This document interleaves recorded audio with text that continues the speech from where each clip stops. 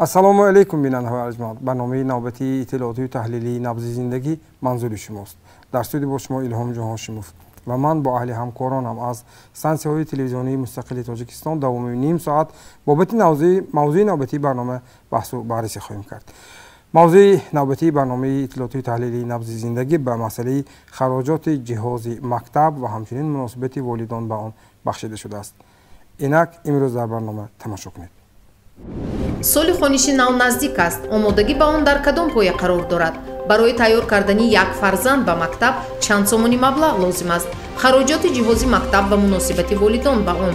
ин мавзӯъро наимахон ҳасановна масобирова, директори муассисаи таҳсилоти миёнаи умумии рақами 20 шаҳри хуҷанд коршиносӣ мекунад.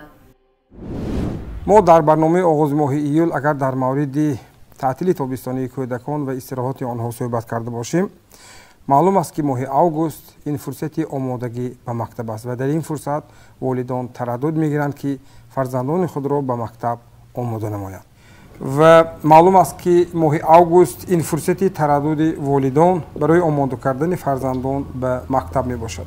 عائله‌های سنتی ما اصلا 2 یا 3 فرزند مکتب خوان دارند. برای آنها وقت یافته لباس مکتبی میخرند و این سین سالی کودکان سین سالی زود انکشاف می باشد. اگر زمان مکتب خوانی ما می بود یک لباسی برادر یا خواهری کلانی را فرزندان خردی عائله شستشو کرده آراسته و دستمال کرده می پوشیدند زیرا صفت متاع خوب و بلند بود. امروز نیز چنین متاعها هستند اما اگر از آن ما لباس مکتبی تهیه کنیم شاید نرخش خیلی گران شوند. این البته مشاهده های سریراهی من است. مکتب به کمک والدان امروز شتافته است و متاع را انتخاب می کند، کارگاه های دوزندگی را انتخاب می سازد و به آنها فرمایش می دهد که برای خوانندگانش لباس مکتبی دوزند. والدان آن را با نرخ های دسترس وابسته به اندازه اش برای فرزندانشان رفته از آن سیخ های دوزندگی خریداری می کنند. نرخش موافق است اما نه همه وقت نه همه آنها از دخت و صفت آن متاع قناعتمند هستند. نوار نخستین برنامه از جانب همکاران ما از تلویزیون سیمای مستقل یکم تهیه شده است. در خط علاقه مفتون شکر و هست، مفتون سلام، اینان سخن به شما مرحمت. السلام علیکم استاد. ما در یک از سیخ‌های دوزندگی علیمخانی خوجندی شهر خوجند قرار داریم و موضوع ما آید به لباس یگانه مکتبی می باشد که آن را به رشته تحلیل میکشیم. موافق معلومات هایی که حالا از ریاست معارف ولایت سوخت به ما اطلاع دادن، علاقه 80% خوانندگان مکتب های ولایت با لباس یگانه خوش صفت تامین هستند ولی هنوزم در سیخ‌های دوزندگی کار اوج گرفته ایستاده است. موافق معلومات فوری ریاست معارف ولایت سوخت تامینات با سر و لباس یگانه مکتبی به سنه 14 اوگوست 86% را تشکیل نموده است که این برابر به 735915 نفر را تشکیل می‌دهد. یعنی بیشتری خوانندگان علاقه از سر و لباس یگانه مکتبی خریداری کردند. رفت خریداری سر و لباس یگانه مکتبی همروزه از جانب مأموریت مکتب زیر نظارت قطعی گرفته می شود تا حتی چک یا خود کویتانسی لباس خریده شده را والدان پیشنهاد میکنند. این حالت تا اندازه نگران کننده است. نظامی جاری کردن سر و لباس مکتبی این یک نظامی خیلی موافق به طلبات زمان است. این بسیار چیزی خوب است. اگر ما فرض کردیم همون زمانهایی که خود ما تحصیل میکردیم، اگر پیش از همین دوره‌ای که همین نظام جاری شده بود ما اگر تصور کنیم خراجات والدان 2-3 برابر زیادتر بود از آنی که امروز میکنیم. نظام یگانه را والدین خوانندگان به خاطر برابری هر خواننده در صنف و جمعیت قابل قبول دانستند، اما انتخاب و گرفتن چک جلب آموزگار به کارهای مبلغ جمع کنی قابل قبول نیست، زیرا موقع آموزگار را در نزد والدین پس میکند اگرچه در جامعه بزرگانی زندگی میکنیم. مشاهده کاران میگویند از جاری شدن لباس یگانه مکتبی گروه منفعت دار هستند. ما این اگر کمتر چی هم شود بیزنسی سوهی معروف که امروز نه تنها در سوهی فرض کردیم سر و لباس مکتبی روزنامه خواننده حتی عادی‌ترین چیزی که روزنامه خواننده نمیتواند از بازار رود خودش انتخاب کند یک روزنامه خرد یک روزنامه میفروشند که در بازار و روزنامه اگر شما برای عوضی 3 سوم گرفته توانید از مکتب مجبور میشوید که 5 سوم بخرید 5 سوم بخرید. این مثال ها بسیار است. یعنی که همین سوالی که شما اینجا میان بگذاشتید از اون منشأ میگیرد که یک سیستمی که حاضر ما سیستمی ساحه معارفی ما تاجیکستان به یک سیستمی اصلاحات رفته ایستاده است. همین سیستمی اصلاحات ما در این برابر سیستمی بیزنس هم در همین ردیف جریان دارد. پارالل سیستمی بیزنس رفته ایستاده است. مکرم تشمت و فرزند خود را به کارگاه جمعیتی دارای مسئولیتش محدود نرگس آورده سر و لباس مکتبی را انتخاب نمود تا برای رفتن به مؤسسه تعلیمی آمادگی بینند. این زنی جوان میگوید جاری نمودن این سیستم خوب است ولی انتخاب آنها را محدود در کرده است. بر عوض 270 سومانی به دخترش تنها سر و لباس مکتبی خریداری کرد.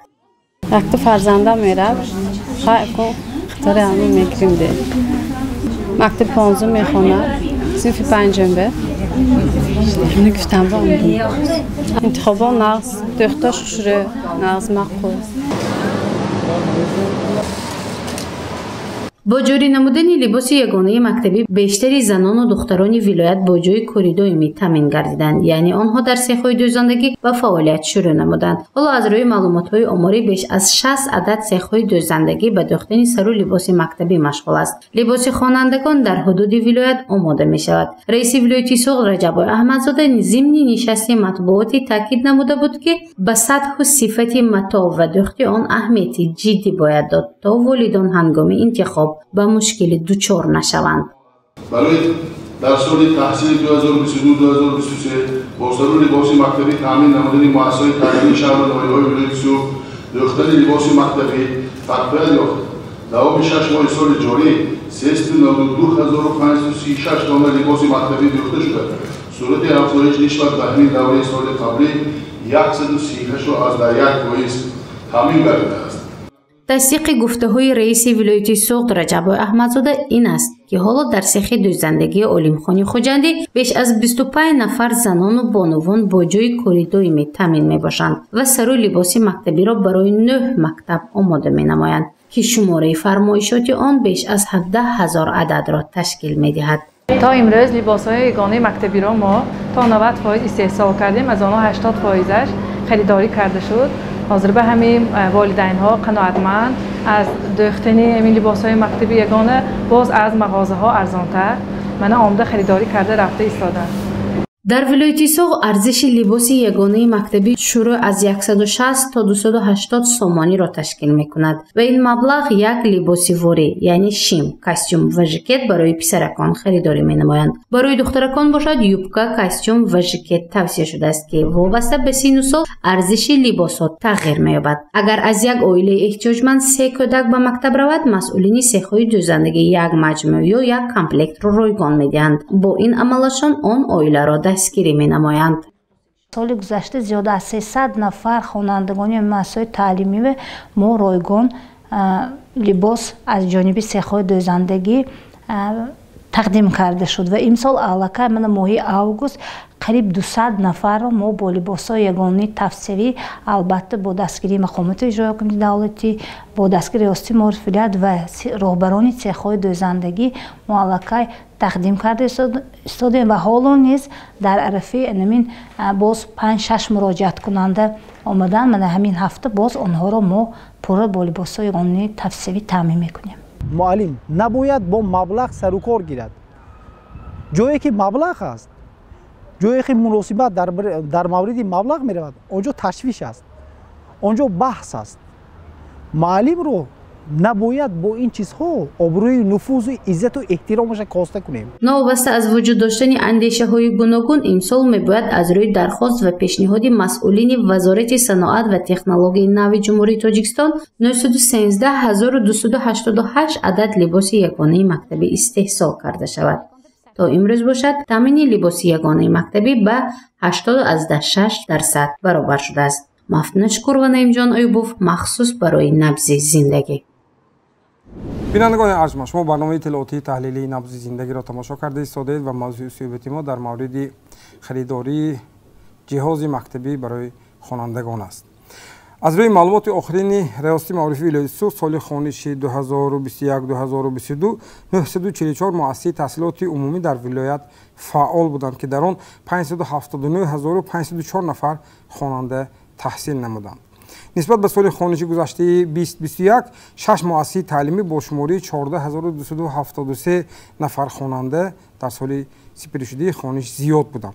дар соли хониши нави 2022-23 шумори хонандагон дар вилоят боз ҳам зиёд мешавад ва шумори мактабҳои таҳсилоти умумӣ низ афзуда истодааст. ҳамаи ин рақамҳо нишон медиҳад ки наздик 600 000 хонандаи мактаб дар вилоят имсол низ дар коргоҳҳои дӯзандагӣ либоси ягонаи мактаб фармоиш медиҳанд ва ҳамчунин волидон онҳо барои фарзандонашон он либосҳоро харидорӣ мекунанд. ин барои коргоҳҳои дӯзандагии ватанӣ ҷойи кор, маош ва беҳтар кардани шароити зиндагиашон мешавад. дар шаҳри Панҷакен волидони хонандагони мактаб аксар қаноатманд ҳастанд ки воқеан он либосҳое ки имрӯз он коргоҳҳои дӯзандагӣ либосҳои мактабиро барои фарзандонашон медӯзад сифати хуб доранд. ин масъаларо ҳамкори мо Мартаба Раҳмонова аз телевизиони Симои шаҳри Панҷакен баррасӣ кардааст. Мартаба салом, марҳамат, сухан ба шумо.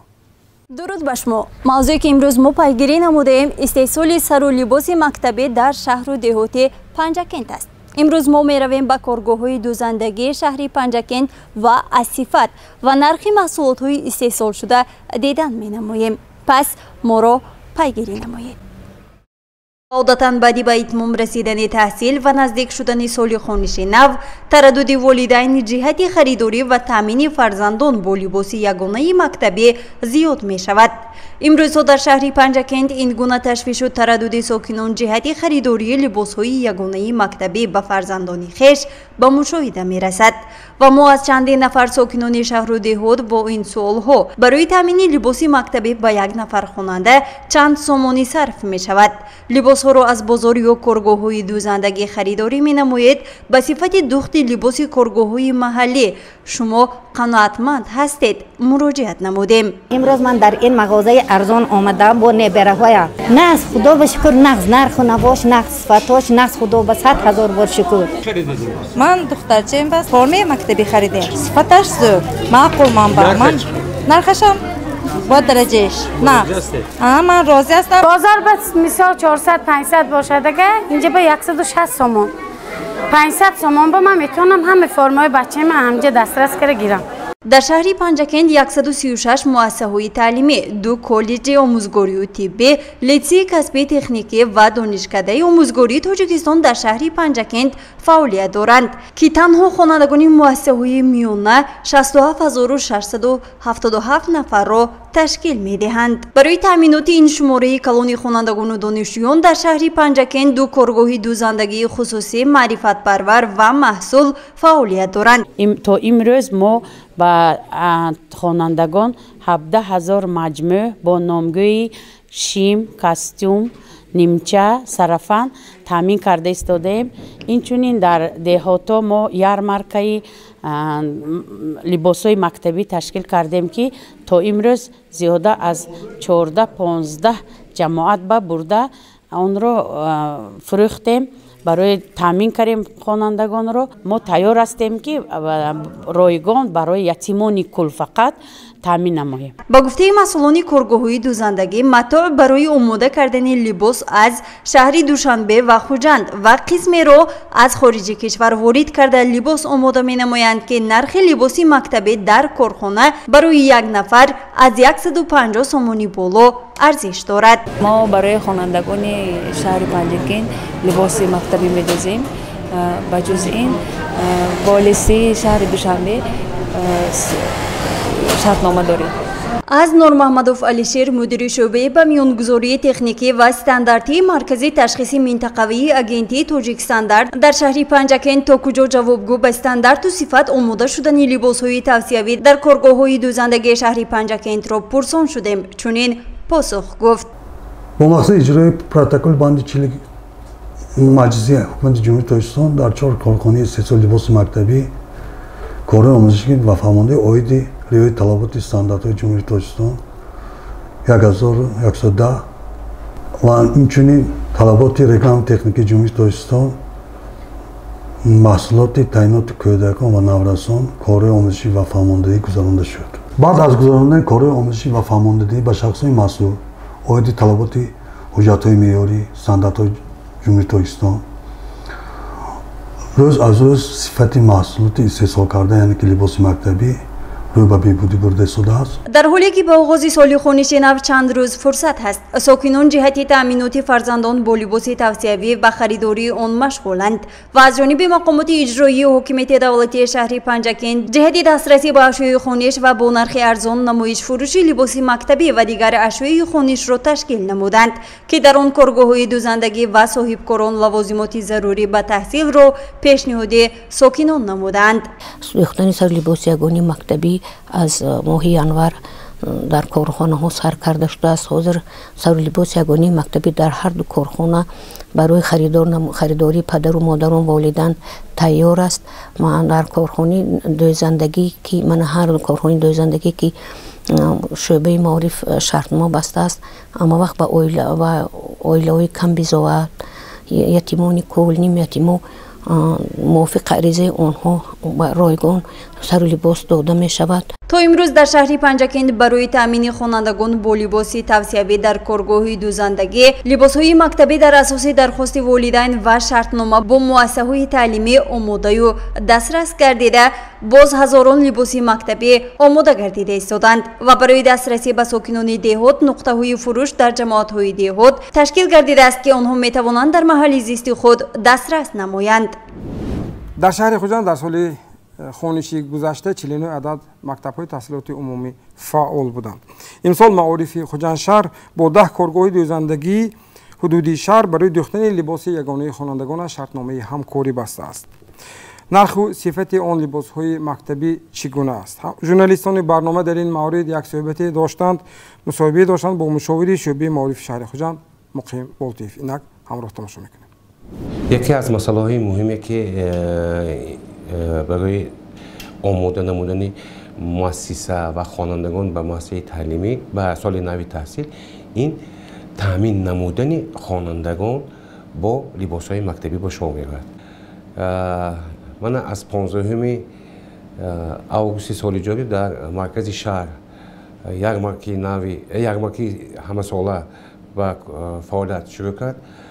از این پیش برای کلاه شدن، برای دسترس شدن برای آموزگاران ما در محل‌ها یعنی انیقترش در خود مؤسسه‌های تعلیمی در روی حولی مؤسسه‌های تعلیمی سلسله یارمارک‌های فروش اشیاء خام و لباس مکتبی تشکیل نمودیم که بیشتر ساکنان محله‌ای که در همون اطراف مکتب زندگی دارند برای فرزندانشان اشیاء خام و خصوصا لباس مکتبی را خریداری نمودند. اکنون مسئله صفت و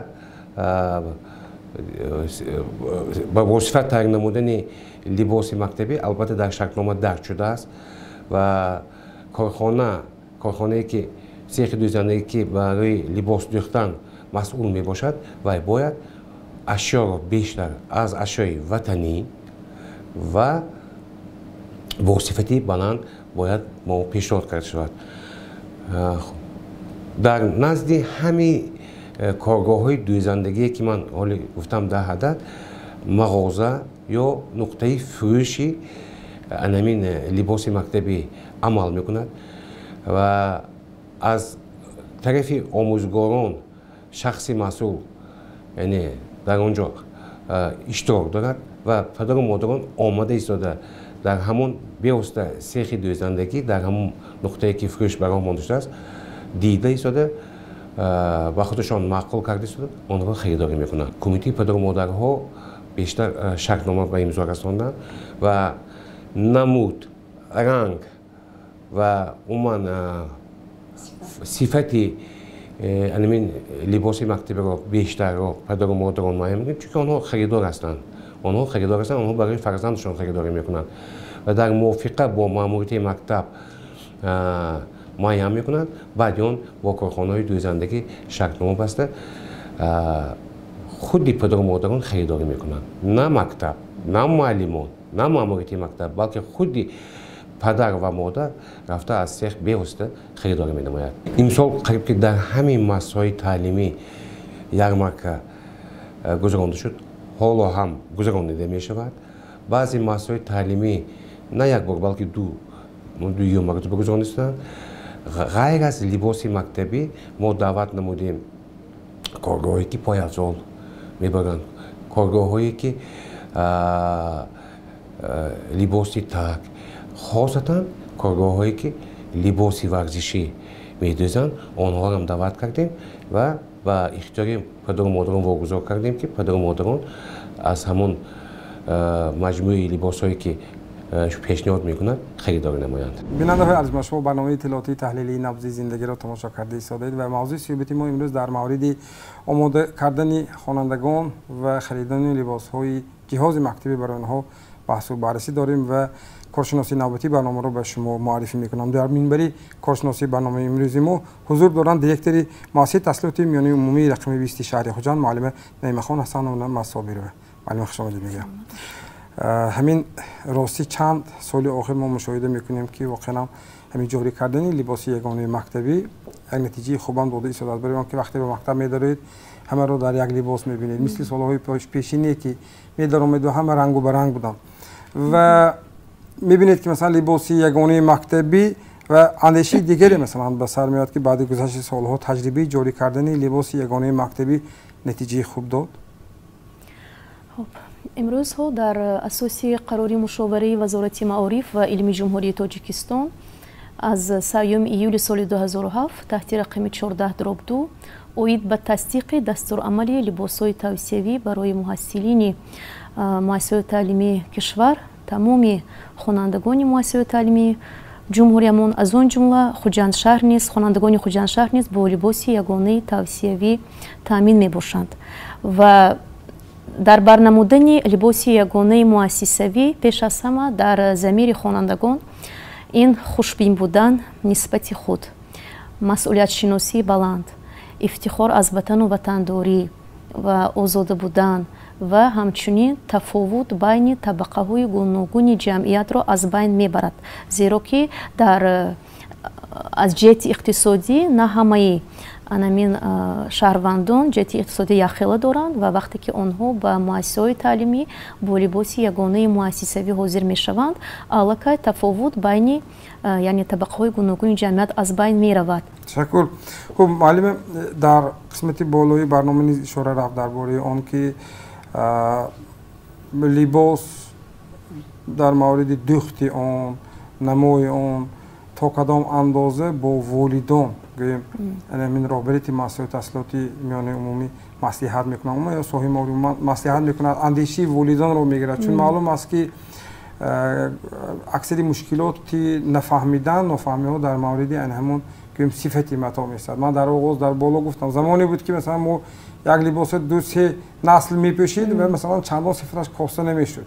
معلوم است که امروز مثلا اگر از همون متوی بسیار با صفت بلند صفت اگر انتخاب کنیم معلوم است که نرخ آن گران میشه. یعنی تا کدام اندازه اندیشه والدان به این نوبت گرفته میشد ضمن انتخاب متو یا طرز دوختی آن. البته در وقت انتخاب نمودن لباس، انتخاب نمودن طرز دوختی آن، متو، نرخنامه‌ای که از طرف کارمندان سخای دوزندگی پیشنهاد کرده می شود، فکری همه جانبه والدان دستگیری کرده می شود. در انجام سال تحصیل همه ساله از البته با تشبث ماموریت مؤسسات تعلیمی شهر با اشتراک نمایندگان سخ دوزندگی با رئیس کمیته والدان مؤسسه و در همین یک مؤسسه چند تا صنف نباشد، البته رئیس کمیته پدر مادران صنف و اعضایان اینها یک مجلس عمومی مؤسسوی برگزار می‌گردد. در آنجا نمایندگان انامین سخای دوزندگی محصولات خود را می‌آورند از طرف انامین فعالانی یعنی چی والدان فعال طرز دوختی آن، ارزش آن، متوی آن دیدن کرده می شود و بعداً از طرف رئیس کمیته والدان نمین مؤسسه با شرکت دوزندگی شرطنامه دو طرفه بسته می شود. تشکر. معلوم است یعنی از روی سخن شما همین گونه فهمیدم که تا فرصت فرمایش دادن البته یک مرحله رو میگذرد که اندیشه های گویم هم گویم والدان نیز در پای آن گویم کمیسی والدان که مثلا عمل میکند شنیده میشود. شده است حالت هایی که در تجربه کاری شما فرض کردیم معلوم است که کارگاه دوزندگی همیشگی وقتی دوختنی گویم محصولات البته منفعت مالی خودش رو نیز حساب میگیرد. مثلا وقتی که یک لباس میدوزد و دید که مثلا از اون لباس فایده ای نمیبیند او هم نیز مثلا چندان خواهشمند و ذوقمند نمیشد برای استحصال آن. یعنی شده است حالتایی که شما مثلا از کار استحصال کننده قناعتمند نشدید گفتید که نه اینه از دیگر کنید. البته در تجربه کاری من این حادثه یک مرتبه شده است. برخی از والدان 2 سال قبل وقتی که در انجام سال تحصیل البته گفتن جایز است که مؤسسه ما با سیخ دوزندگی فاروق همکاری می نماید و وقتی که در انجام سال تحصیل 2021-22 بود فکرم با رئیس کمیته والدان تمامی خوانندگان صنف ما مجلس عمومی مؤسسوی داشتیم. به صفتی لباس آنها کمتر قناعتمندی ظاهر نکردند و راضی شدند که نرخش یعنی گرانتر باشد هم از متوی نسبتا صفتش بلندتر آماده کنند و امروز ارزش لباس مؤسسوی برای خوانندگان یعنی مؤسسه ما از سیخ دوزندگی فاروق از 190 تا 220 سومانی رو تشکیل می‌دهد که 2 سال اخیر والدان هم خوانندگان خیلی قناعتمند هستند. یعنی هم به صفتش هم به طرز دوختش تا حتی آنها گفتن که مثل سالهای پیشینه ما از آن برادرش رو از آن خواهرش رو باز خواهری خورترش پشت میتواند یعنی صفتش کاسته نشده ایستاده است. تشکر. در یک گزارش اشاره رفت که مثلا خوب میشد مثلا گاهو معلمان رو نیز از مثلا انمین روند خرید و فروش مثلا همین لباس رو گویم کنار گیریم چون معلوم است که رسالت آموزگار بسیار بزرگ است و چهره آموزگار همیشه باید گویم انمی روی سرخش چهره گویم تابناکش همیشه تابناک باشد نباشد که مثلا این معلم با خرید و فروش آن متاع مشغول است و گویم نرخش را گران کرده این اون به اندیشه شما چگونه باید باشد؟ خب اوید این سوال من گفتنی هستم که امروز وظیفه ماموریت مؤسسه وظیفه رهبران صنف آموزگاران پیش از همه ترغیب و تشویق بردن اویدی تامین نمودن والدان با لباس یگانه مؤسسوی فرزندانشان میباشد و در ماده 9 قانون جمهوری تاجیکستان درباره مسئولیت پدر و مادر در تعلیم و تربیت فرزند قید شده است که پدر و مادران باید برای تامین لباس مؤسسوی و خوانندگان وظیفه‌دار هستند و در برنمودن آن را نیز زیر نظارت قطعی گیرند و با همین مقصد بهر زیچ نمودن علاقه والدان با مؤسسه آغاز از ماه ایول سال جاری در همه مؤسسات تعلیمی شهر خوجند از آن جمله در مؤسسه تعلیمی رقم 20 نیز سنه 27 ایول سال روان یارمارک فروش محصولات های یعنی لباس های مؤسسوی برگزار گردید و ما نیز از همین سیخ دوزندگی فاروق چی کردیم یعنی پیشنهاد دادیم که محصولات خود را لباس مؤسسوی را از همین خوانندگان 1 تا صنف 11 آورده یعنی کارمندانشان برای والدان پیشنهاد کنند و امروز وظیفه ماموریت و رهبری صنف و آموزگاران تنها ترغیب و تشویق بردن دیگر همش اگر محصولات یعنی محصولاتی که چی کرده میشه استحصال کرده میشود صفتی خوب داشته باشد البته والدان آن را چی میکنند قبول میکنند خریداری میکنند. معلم تشکر برای اشتراک سلامت باشید. سوال‌های برنامه بیننده‌های ارجمند در منبر کارشناسی امروزی ما حضور داشتند. نعیم خان حسنان مصابیر و دیرکتور مؤسسه تحصیلات میانی عمومی رقم 20 شهر خوجند برنامه را ادامه می‌دهیم. لباس یگانه مکتبی این عباره خودش از نامش معلوم است که با دیدن این منظره که همه خوانندگان در یک لباس قرار دارند بسیار گویم نظرربا نیز هست. مشکلی در 3 مسئله می باشد. انتخاب متاع، طرز دوخت و نرخ آن می باشد. راه حل آن در نظارت است. مکتب چون فرمایشگر از آن کارگاه‌های استحصالی دوزندگی که این لباس‌های خوانندگان را می‌دوزد باید صفت متاع دوختی آن را نظارت نماید و همزمان طلب کند. آنگاه یگان نافهمی به میان نمی آید و همچنین عائله‌های سرفرزند نیز از مشکلات گرانی نرخ‌های لباس‌های مکتبی شکوه نخواهند کرد. این برنامه اطلاعاتی تحلیلی نبض زندگی بود. خیر خانه آباد و سربلند باشید. اقتصادیات سبز ما در این باره چی میدانیم؟ онҳое ки аз ин технология истифода карданд чӣ манфиат дида истоданд. Дар доираи иқтисодиёти сабз садҳо адад ғояҳои тиҷорати рӯи кор омада ҳазорон нафар одамонро ҷойи кор ва маош хоҳад дод. ин мавзӯи навбатӣ барои барномаи набзи зиндагӣ аст.